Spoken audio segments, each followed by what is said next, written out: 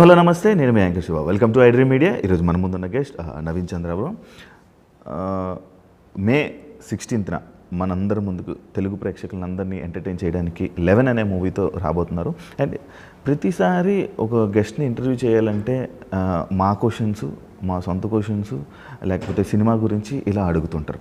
కానీ ఈరోజు నేను మీ ఆడియన్స్ అందరూ నవీన్ చంద్ర గురించి తెలుసుకోవాలని చెప్పి కామెంట్స్ పెడుతూ ఉంటారు. ఆ కామెంట్స్ అన్నింటినీ ఫిల్టర్ చేసి నేను కొన్ని క్వశ్చన్స్ రూపంలో తయారు చేశాను అనమాట. ఆ క్వశ్చన్స్ అన్నీ అడుగుతా, అంటే మీ డౌట్లన్నీ నా ద్వారా నేను క్వశ్చన్స్ అడుగుతున్నాను అనమాట. అవన్నీ మీకు ఆన్సర్స్ ఎలా వస్తాయో చూద్దాం. అండ్ అందరూ తప్పకుండా వెళ్ళి ఆ 11 మూవీని చూడాలని కోరుకుంటున్నాను. అండ్ ఈ మూవీ గురించి కూడా నేను కొన్ని డౌట్స్ ఉన్నాయి, అవి కూడా నేను అడిగి తెలుసుకునే ప్రయత్నం అయితే చేస్తాను. హాయ్ బ్రో, ఎలా ఉన్నారు? హాయ్, బాగున్నాను. మీరు ఎలా ఉన్నారు? బాగున్నాను బ్రో. ఇంట్రడక్షన్ చాలా పెద్దది అయిపోయింది కదా. Thank you bro. 11 ఇది చాలా ఇయర్స్, అంటే 2-3 ఇయర్స్ బ్యాక్ మూవీ అని విన్నానన్నా. లేదండి. కాదా? కాదు కాదు కాదా, డిలే అయ్యింది అని చెప్పాను. ఇది యాక్చువల్లీ 2 లాంగ్వేజ్ ఫిలిం. ఇది బైలింగువల్గా చేసాము. అంటే Telugu 1 shot, Tamil 1 shot. So మాకేంటంటే ప్రీ ప్రొడక్షన్కే మేము 6 months తీసుకున్నాం. 2 years బ్యాక్ స్టార్ట్ అయినా ప్రీ ప్రొడక్షన్కే 6-7 months తీసుకున్నాం. షూటింగ్ ఫినిష్ అయిన తర్వాత పోస్ట్ ప్రొడక్షన్. అంటే థ్రిల్లర్ కాబట్టి కొంచెం కమర్షియల్ థ్రిల్లర్ ఇది. అంటే జానరా నేను థ్రిల్లర్తో పాటు ఒక కమర్షియల్గా ఉంటుంది. సో దీనికి టెక్నికాలిటీ మీద కొంచెం టైం పడింది. అంతేగాని లైక్ అనుకున్న టైంకే we finish the shoot. Post production red చిల్లీస్లో, బాంబేలో ఉండింది సినిమా. అక్కడ రెడ్ చిల్లీస్లో పోస్ట్ ప్రొడక్షన్, డిఐ 2 సినిమాలు చేయాలి. 2 dubbing, 2 DI, 2 edit, everything is 2 times. So కొంచెం we took time to give a good quality అంతే. అలా వేరే లాంగ్వేజ్ నార్మల్గా నువ్వు డబ్బింగ్ చెప్పేటప్పుడు నేర్చుకుంటావా, లేకపోతే వేరే వాళ్ళతో? నాకు లైక్ అదృష్టం ఏంటంటే నేను చిన్నప్పుడు పెరిగిన వాతావరణంలో నా చుట్టూ ఉన్న నేబర్స్ అయినా కానీ, మా నేబర్స్ బెంగాలీ వాళ్ళు ఉండేవాళ్ళు, మలయాళీస్ ఉండేవాళ్ళు, కన్నడ. బళ్ళారి పుట్టింది సికింద్రాబాద్, పెరిగింది బళ్ళారి. ఫస్ట్ లాంగ్వేజ్ కన్నడ రాయడం. సో కన్నడ ఈజీగా వచ్చు. So I'm expose to language because of my neighbours నేను లొకాలిటీలో. So I can speak all 5 language పర్ఫెక్ట్గా. అన్ని లాంగ్వేజ్ వచ్చు. ఓకే. అని నేను 11 ట్రైలర్ చూసా. దానికి ట్రైలర్కి నాకు ఏం అర్థం కావట్లేదు, ఏముందన్న. The tough part for a director or actor thriller చేసేటప్పుడు, థ్రిల్లర్లో కథ ఉంటుంది, ఆ స్క్రీన్ ప్లే, ఆ గ్రిప్పింగ్నెస్, ఆ ట్విస్ట్ అన్నీ క్రియేట్ చేయాలి. బట్ ఆడియన్స్కి థియేటర్ లోపలికి రావాలంటే అవన్నీ హైడ్ చేయాలి. ఓపెన్గా చెప్పేస్తే మీకు లైక్ సర్ప్రైజ్ ఏమి ఉండదు. బట్ స్టిల్ మా డైరెక్టర్ అంటే ఈ సినిమాకి సంబంధించి ఏ ఒక్క పాత్రనైనా కొంచెం 1 మీటర్ కొంచెం అటు చూపించినా ప్రిడిక్షన్ వచ్చేస్తాయి. అంటే నార్మల్గా ఒక డైలాగ్ అని ఉంటుంది కదా. ఇప్పుడు ఒక సినిమా అనగానే ఆ ట్రైలర్లో ఆ మూవీ టైటిల్కి సంబంధించిన ఒక డైలాగ్ కానీ, లేకపోతే ఏదైనా ఒక చిన్న హింట్ అయినా వదులుతారు. ఏం లేదు 11 అని అనలేదు, లేకపోతే ఏం క్లూ లేదు. ఒక్క దగ్గర అయితే నాకు డౌట్ వచ్చిందన్న, నవంబర్తో ఆపేశారు. 11 నెలలు. అది ఉందా, సంబంధం ఉందా? సంబంధం ఉంది. అది చెప్తున్నా కదా మీకు, ట్రైలర్ చూసింది ఒక లేయర్. ఈ సినిమా టైటిల్ 11 ఉంది కదా, మీకు సినిమాలో 11 లేయర్స్ ఉంటాయి. ఒక్కొక్క పాత్ర ఒక్కొక్కలా బిహేవ్ చేస్తుంటుంది. ఆ లేయర్స్తో ఆడియన్స్ వచ్చేసి లైక్ చాలా కన్ఫ్యూజన్ ఉంటుంది. ప్లస్ వాళ్ళకి బుక్ ఓపెన్ అయ్యేలా, ఆ ట్విస్ట్ అని బుక్ ఓపెన్ అయ్యేలా ఓపెన్ అవుతుంటుంది. ఒక ట్విస్ట్ తర్వాత ఇంకో ఆన్సర్, ఇంకో క్వశ్చన్ ఉంటుంది అనమాట. సో కొంచెం ట్రిక్కీగా ఉంటుంది ఇది ఫిలిం. ఓకే. అంటే నేను ఇందాక మీకు ఏదైతే ఇంట్రొడక్షన్లో నేను చెప్పానో, పబ్లిక్ కొన్ని క్వశ్చన్స్ మిమ్మల్ని అడగాలనుకుంటారు కాబట్టి ఆ క్వశ్చన్స్ నేను అడుగుతానన్నా. అందాల రాక్షసి నవీన్ చంద్రకి ఇప్పటి నవీన్ చంద్రకి ఉన్న డిఫరెన్స్ ఏంటి? అప్పుడు భయం లేదు, దేనికి భయం లేదు. ఇప్పుడు రెస్పాన్సిబిలిటీస్ పెరిగాయి, జాగ్రత్తగా చూసుకొని ఆలోచించి చేస్తున్నా. అప్పుడు చాలా ఫ్రీగా ఉన్నా. ఇప్పుడు ఆ సినిమాకి నాకు ఎలాంటి బ్యాగేజ్ లేదు. మార్కెట్ తెలీదు, సినిమా ఇండస్ట్రీ ఎక్కువ తెలీదు, ఇలా ఉంటుంది, ఇలా జరుగుతుంది, ఈ ఓటీటీ వస్తుంది, అవి ఇవి అప్పుడేం తెలియదు కదా. అప్పుడు చాలా ఫ్రీగా ఉన్నా. నా పని అంటే జస్ట్ ఏమైతే అలా ఉండేవాడిని. ఇప్పుడు కొంచెం బ్యాలెన్స్డ్గా ఉన్నా. బ్యాలెన్స్. ఒకవేళ ఏమైనా అయితే మళ్ళీ తెలుగు ప్రేక్షకులకు దూరం అవుతానేనో భయం ఉంటుందన్న? ఖచ్చితంగా ఉంటుంది. యా, బికాస్ వాళ్ళ వల్లే మేము ఇక్కడి దాకా వచ్చాం. నేను చేసిన అందాల రాక్షసి నుంచి ఇప్పటిదాకా ప్రతి సినిమా, నేను చేసిన ప్రతి క్యారెక్టర్ వాళ్ళు ఆదరించారు కాబట్టి నాకు సినిమాలు వస్తున్నాయి. ఆ భయం ఉంటుంది. ఆడియన్స్ని హోల్డ్ చేయాలి, ఆడియన్స్ నా సినిమాలు చూడాలి, నా రిలీజ్ అయిన ప్రతి సినిమా చూడాలని ఒక ఆశ ఉంటుంది. అందాల రాక్షసి మూవీకి వచ్చినంత హైప్ వేరే మూవీకి మళ్ళీ రాలేదు ఎందుకు అనే క్వశ్చన్. బికాజ్ అది లవ్ స్టోరీ. ఆ లవ్ స్టోరీకి, ఆ హైప్కి సాయి కోరపాటి గారు ఉన్నారు, దిల్ రాజు గారు ఉన్నారు, రాజమౌళి గారు ఉన్నారు. వీళ్ళందరూ the way they took the project. Audio launch రోజు కీరవాణి గారు, అందరూ big names, big people and big technicians వీళ్ళందరూ. సో వీళ్ళు ఆ సినిమాని సపోర్ట్ చేసి, ఆ సినిమాని డిస్ట్రిబ్యూషన్ చేసి, ఆ సినిమాని ప్రమోట్ చేయడం వల్ల ఆ హైప్ వచ్చింది.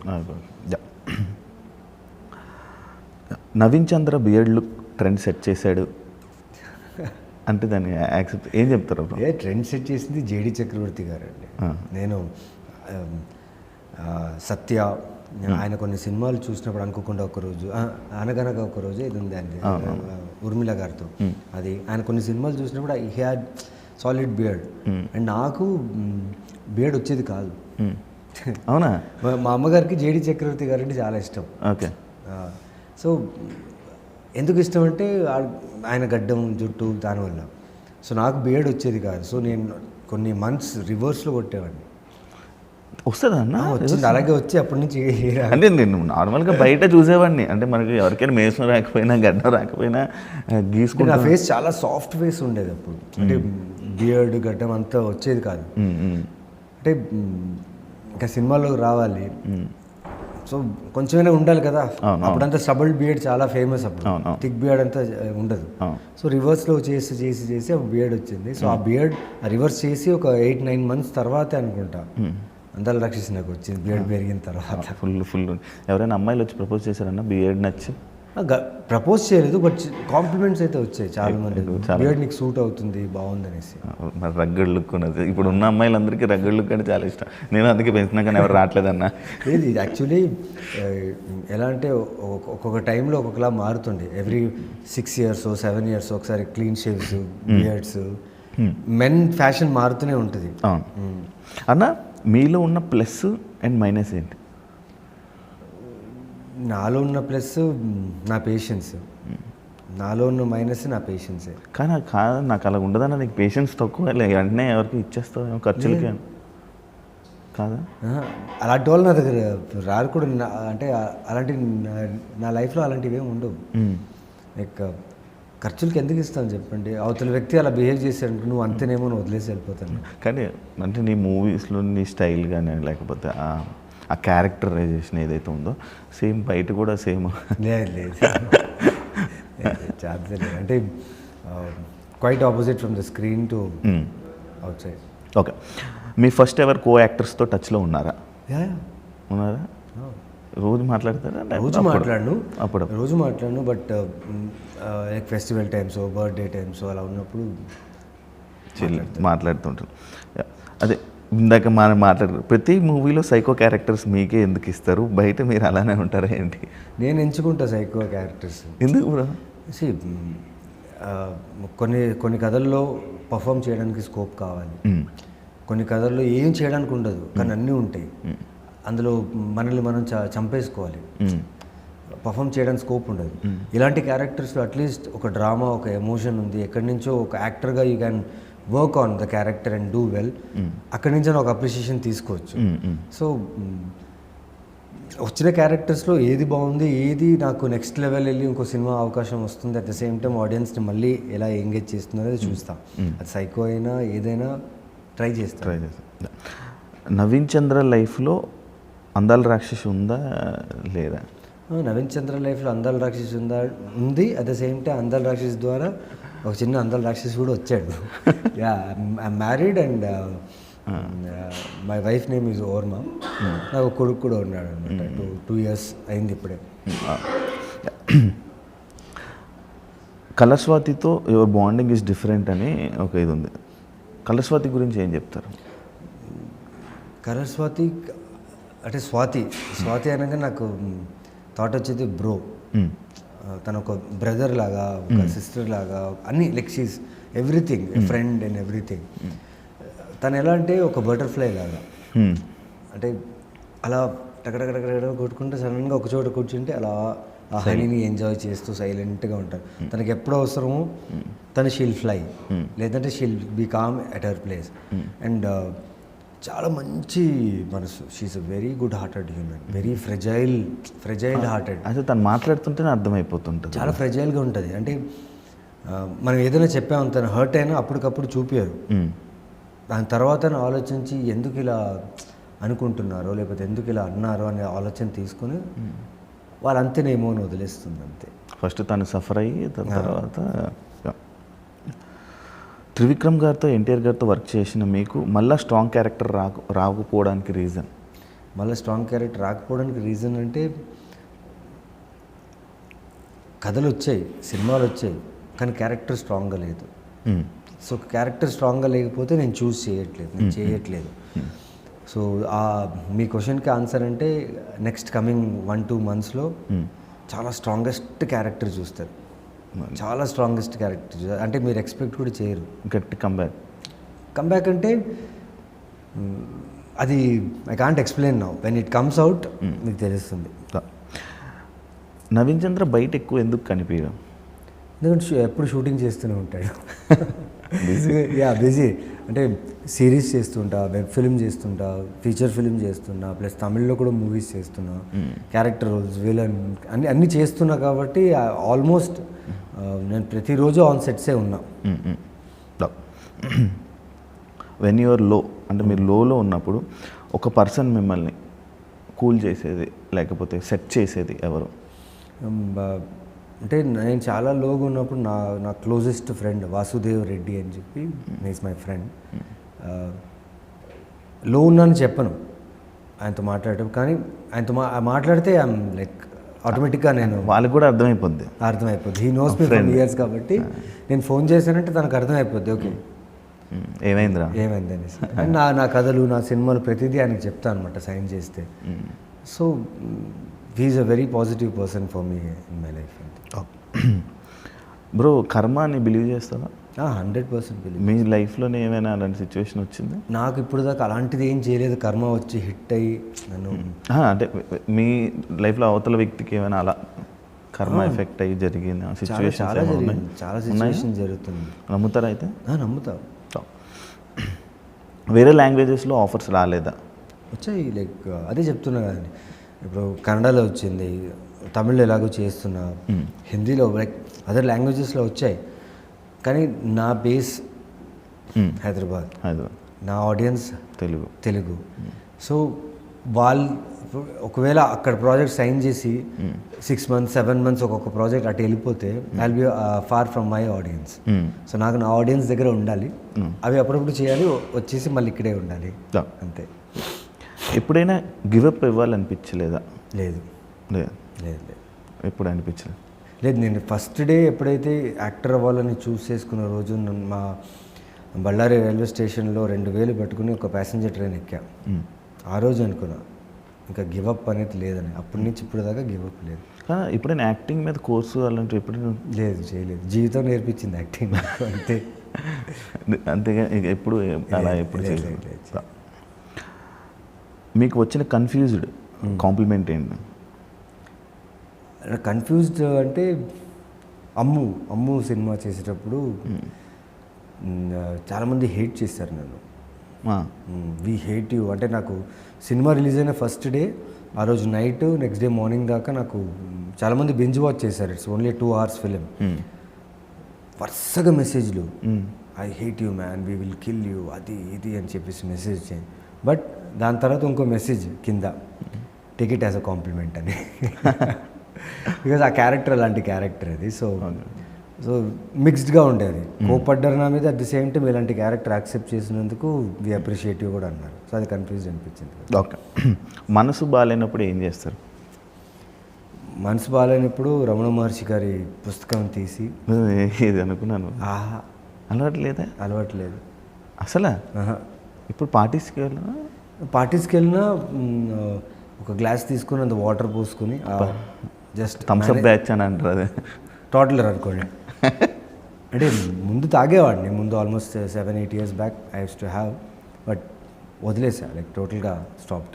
ఎవరి కోసమైనా లేదు, నా కోసమే వదిలేసా. ఎందుకంటే ఒక పాయింట్లో నాకు ఎక్కువ సినిమాలు ఉండేవి కావు. డిప్రెషన్ కాదు, ఫ్రస్ట్రేషన్, ఏదైనా ఒకటి జరుగుతుందా అవుతుందా అనే టైంలో కొందరిని కాంటాక్ట్ అవ్వాలి. కాంటాక్ట్స్ కోసం మనం బయట తిరిగేటప్పుడు ఈ అలవాట్లు ఉండాలి అంటారు. సో ఆ కాంటాక్ట్స్ కోసం బయట తిరిగినప్పుడు ఈ అలవాటు అయింది. తర్వాత అనుకో నేను అక్కడి నుంచి వచ్చింది ఇది చేయడానికి కాదనేసి ఒక్కసారి ఆపేసారు. యాక్చువల్లీ ఆపడం రావాలి ఏదైనా. అవును, మనకేం కావాలి అని తెలుసుకుంటే ఏదైనా ఆపేస్తా. నేను కూడా ఆపేసాను. మెంటల్ స్ట్రెస్ని ఎలా హ్యాండిల్ చేస్తారు? మెంటల్ స్ట్రెస్ అది ఒక్కసారికి రాదు, లేదంటే ఇమ్మీడియట్గా క్లియర్ అవ్వదు. మన మీద మనకు డిసిప్లిన్ ఉండాలి.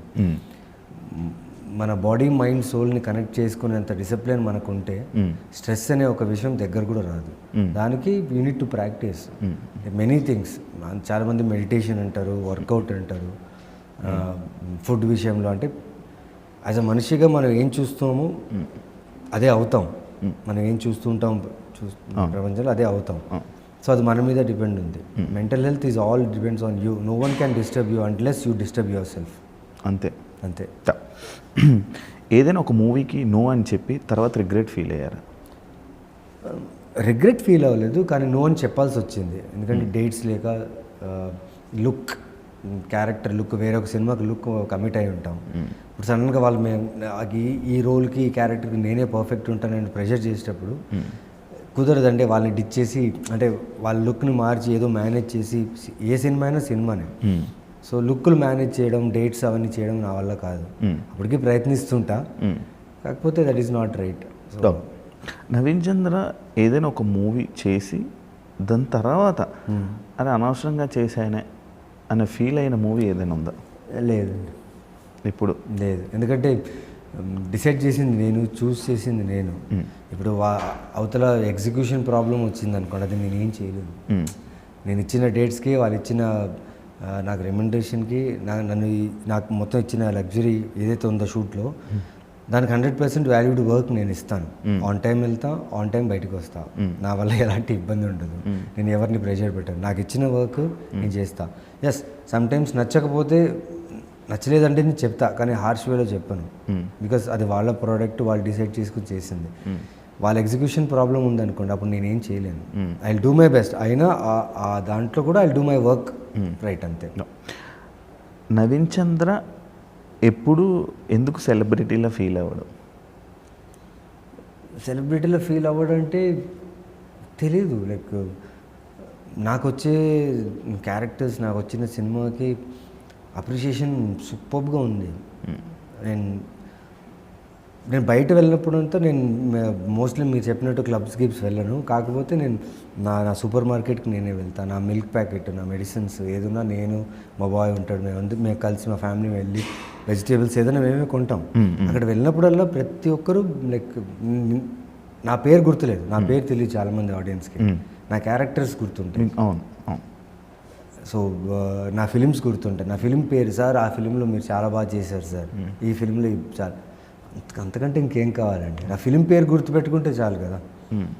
నేనేం ఫీల్ అవ్వరా బ్రో, నానేమో ఎందుకు గుర్తుపట్టలేదు అని, నా పేరు తెలిసేలా చేయాలి అని చెప్పి? నా పేరు కంటే నేను చేసిన సినిమాలు గుర్తుండడం పెద్ద విషయం నాకు. అది మన పేరు కూడా ఉండిపోతే ఒక బ్రాండ్ కదన్న, అలా అది మన పేరు ఇలా ఆటోమేటిక్ క్రియేట్ అవుతుంది. మనం మంచి వర్క్ చేస్తుంటే ఆటోమేటిక్గా అది క్రియేట్ అవుతుంటుంది. అన్న 11 మూవీ మెయిన్గా సెలెక్ట్ చేయడానికి రీజన్ ఏమైనా ఉందా, గట్టి కారణం ఏమైనా ఉందా? అంటే ఈ సినిమా ఎప్పుడైతే డైరెక్టర్ వచ్చి కథ చెప్పారో ఆ టైంలో నేను చాలా చాలా హెక్టిక్ షూట్స్లో ఉన్నా. దాని తర్వాత కూడా సినిమాలు ఉన్నాయి. ఎందుకో ఇది వినాలనిపించింది, తెలియదు.